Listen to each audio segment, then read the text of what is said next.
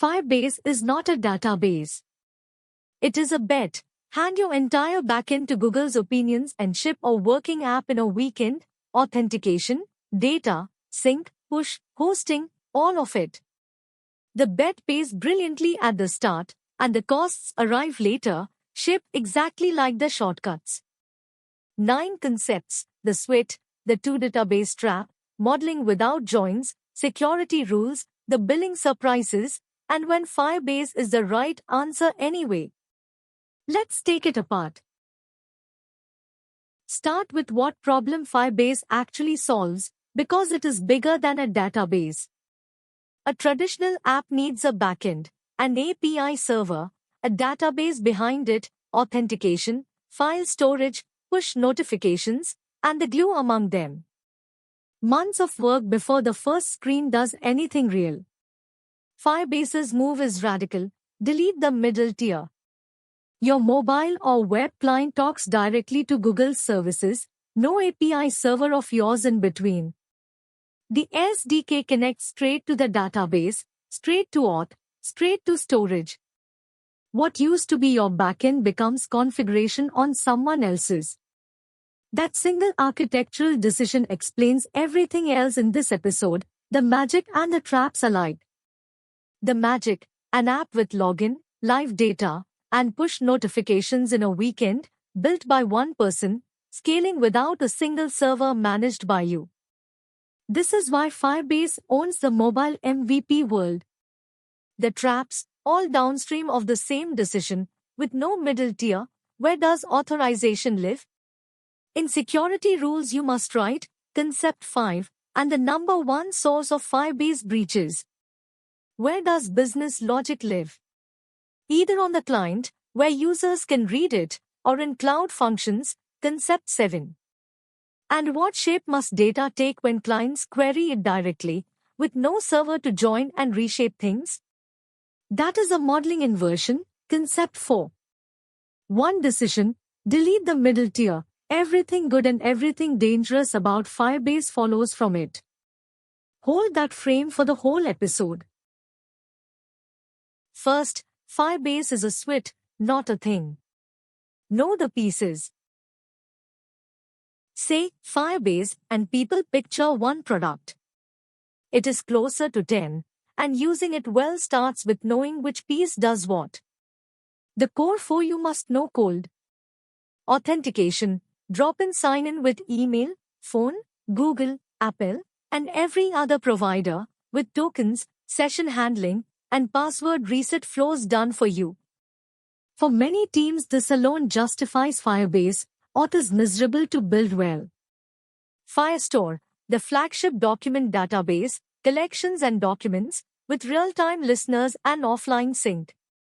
The real-time database, the original Firebase database, a single giant JSON tree, still alive, subtly different, and the source of Concept 2 strap.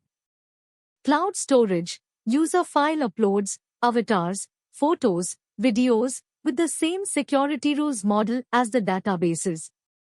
Around the core, cloud functions, your server-side logic as event-driven functions, hosting, static and web app serving with CDN, cloud messaging, FCM, which is a push notification channel for Android and works cross-platform, and is many teams' entire reason for touching Firebase, plus analytics, Crashlytics, and remote config for the operator nitrate loop.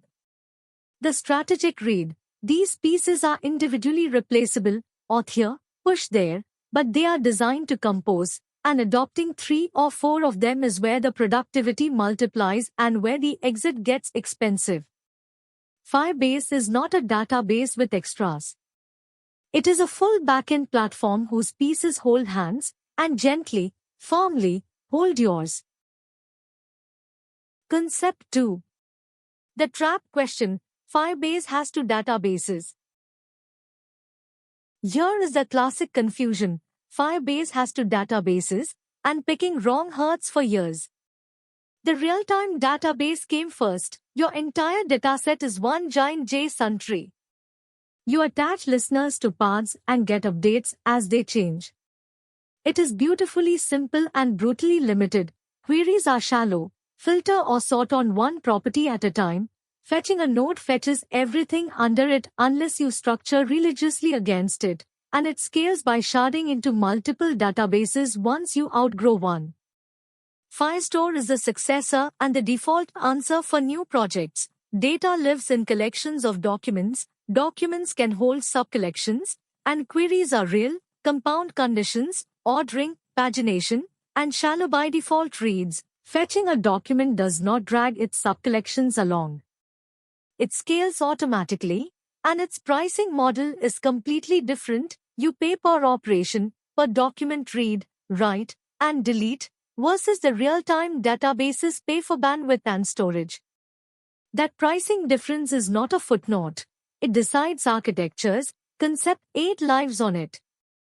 So why does the real-time database still exist? Latency and cost for high-frequency small updates. A multiplayer cursor position, a live typing indicator, a game lobby heartbeat, thousands of tiny writes where Firestore's per operation billing would bankrupt you and its latency is merely good. The pattern seniors actually run Firestore for the application data and a slice of real-time database for presence and high-frequency ephemera. The one-line summary. New projects default to Firestore. The real-time database survives as a high-frequency, low-value per write specialist, and knowing you can use both is a mark of experience. Concept 3. The feature that made Firebase famous, sync you don't write. The feature that built Firebase's reputation, data that moves by itself.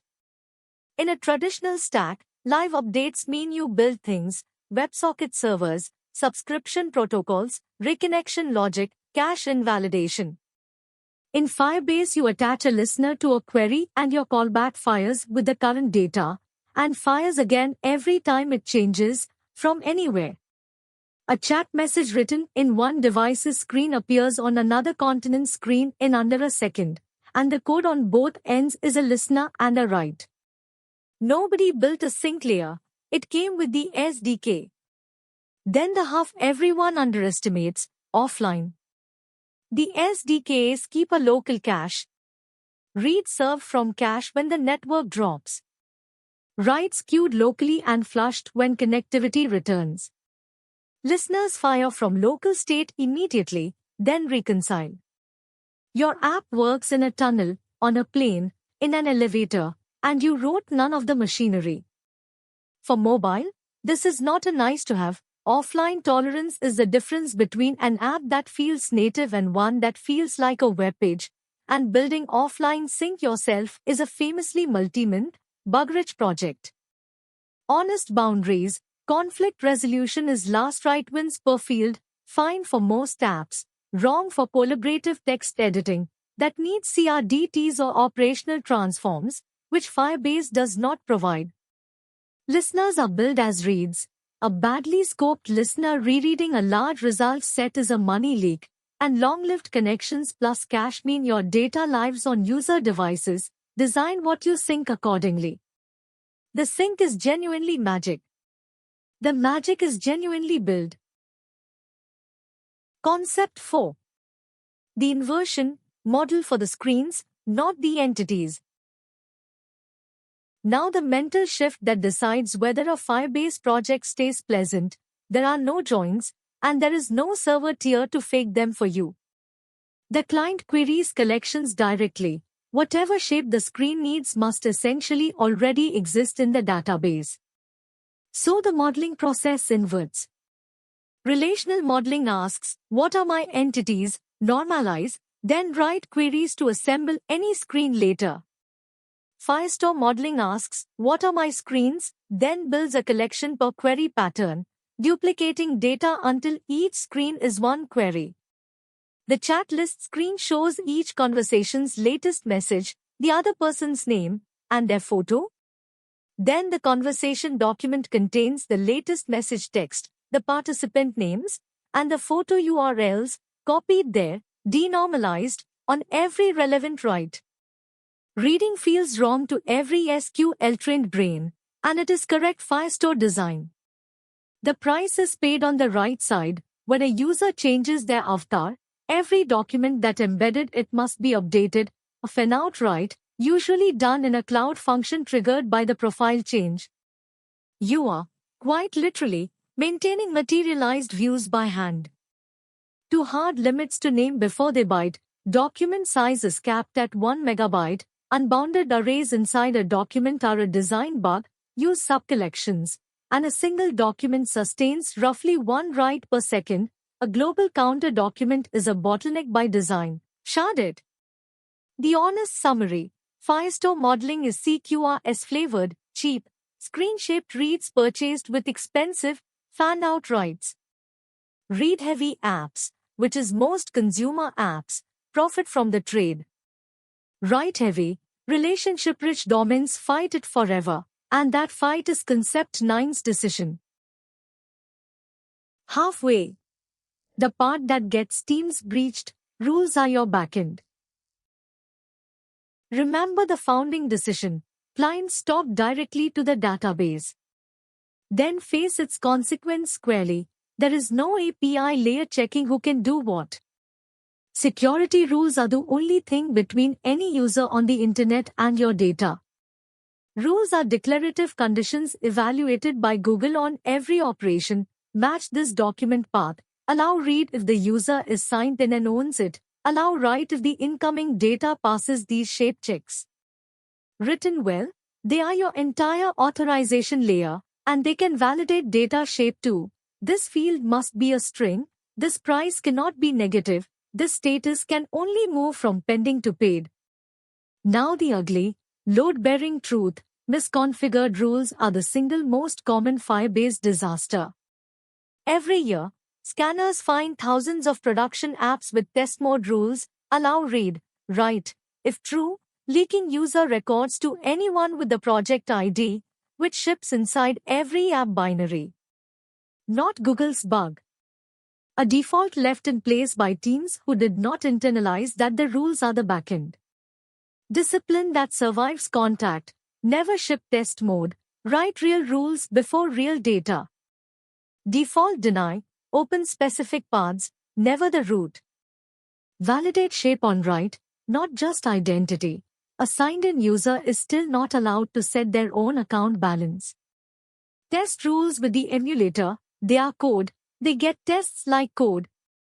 And know the boundary, rules can express, owner can edit, but complex invariants, inventory decrements, money movement, belong in cloud functions where clients cannot bypass them. Internalize, rules are the backend, default deny and test them like code, and you stay off the breach lists that everyone who treated rules as a config chore ends up on. Concept 6.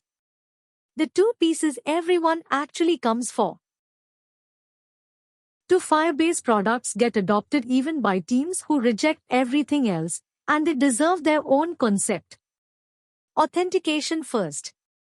Sign-in is deceptively brutal to build well, password hashing, token issuance and refresh, revocation, email verification, password reset, phone OTP, or dances with Google and Apple, each a mini project, each a security risk when wrong. Firebase Auth hands you all of it, drop-in providers, an SDK that manages tokens silently, and, the architecturally important part, standard JWT-ID tokens your own backend can verify with Google's public keys. That last fact is what makes Firebase Auth composable. Plenty of production systems use only Firebase Auth. The client signs in with Firebase, sends the ID token to their traditional API on their own servers, which verifies it and serves everything else from Postgres. Firebase as the identity provider, nothing more. If you watched the JWT and OIDC episodes, you already know every moving part underneath. Then cloud messaging, FCM, push notifications on Android go through FCM. It is a platform channel, not an option, and it bridges to Apple's APNS so one API reaches both platforms.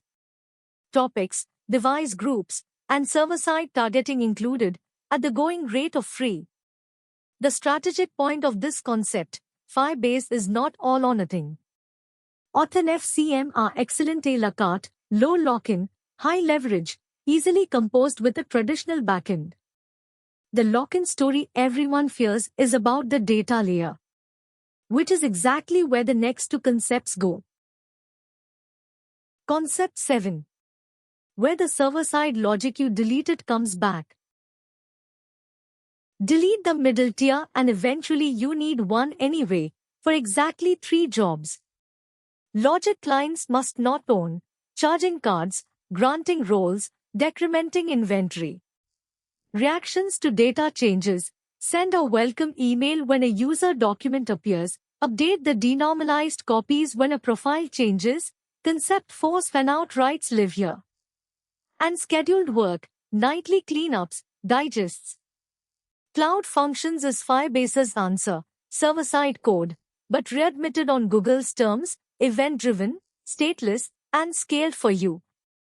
Functions trigger on Firestore writes, auth events, storage uploads, FCM adjacent flows, HTTPS calls, and schedules. The canonical pattern, client writes an order document, allowed by rules to create it only in pending, and a function fires on that write, verifies the payment server side, and flips the status to paid. The client could never cheat, because rules blocked writing paid directly, and the function holds the secret keys. Rules gate the writes, functions do the trusted work, that pair is the Firebase backend architecture. 2 realities to know before they surprise you. Cold starts, a function that has not run recently spins up on demand, noticeable latency on sparse traffic, minimum instances buys your way out, for money. And local reasoning, your business logic is now scattered across event handlers reacting to database writes, implicit invocation, which reads elegantly at 5 functions and archaeologically at 50. Teams that stay sane document the event flows or consolidate into fewer, explicit callable functions. The middle tier always returns. Firebase just decides its shape and builds it per invocation. Concept 8. The bill and the exit, read this one before signing. Firebase's business model is honest and worth respecting, free until you have traction, then per operation billing that grows with usage. But to specific dynamics catch teams, and every serious Firebase conversation eventually becomes a conversation about these. First, the N+1 bill. Firestore charges per document read. Render a feed of 50 posts, each showing its author's name pulled from a user's collection, that is 51 reads per user, per refresh. The relational instinct, normalize, then join at read time, becomes a literal money leak, because every join the client fakes is another build read per row. The defenses are exactly concept 4. Denormalize so screens are one query, scope listeners tightly, cache aggressively, aggregate counters instead of counting documents. Cost discipline and data modeling are the same activity in Firebase, which is a genuinely unusual property. Your schema is your bill. Second, the one-way door. Getting data out is easy. Exports exist. Getting the application out is the real cost. Your data is shaped for Firestore screens, not for relational integrity. Unwinding years of denormalization is a remodeling project, not an export. Your authorization lives in rules with no SQL equivalent. Every policy must be rebuilt as API middleware. Your clients speak SDK listeners, not HTTP endpoints. Every screen's data layer gets rewritten. And offline sync, the feature you cannot rebuild in a sprint, has no drop-in replacement. None of this is hidden. It is the same architecture that made the start fast, read as an exit bill. The senior framing, Firebase is not expensive. It is priced in arrears. You pay at scale for the backend you did not build at the start. Sometimes that trade is exactly right. Which is the final concept? Last one. When Firebase wins, and when it loses. The decision, stated like an engineer rather than a fan or a hater. Firebase wins when its founding bet matches your situation. Mobile first MVPs and small teams, the weekend to working app story is real, and for a startup hunting product market fit, shipping 4 times faster beats owning your stack.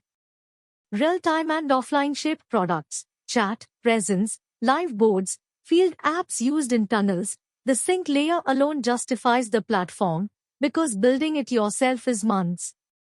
Auth and push a la carte. Compose Firebase Auth and FCM with your own traditional backend, high leverage, low lock-in, zero drama. And read-heavy consumer apps whose screens are known. The denormalized model and the per read will both behave when reads dominate and query patterns are stable.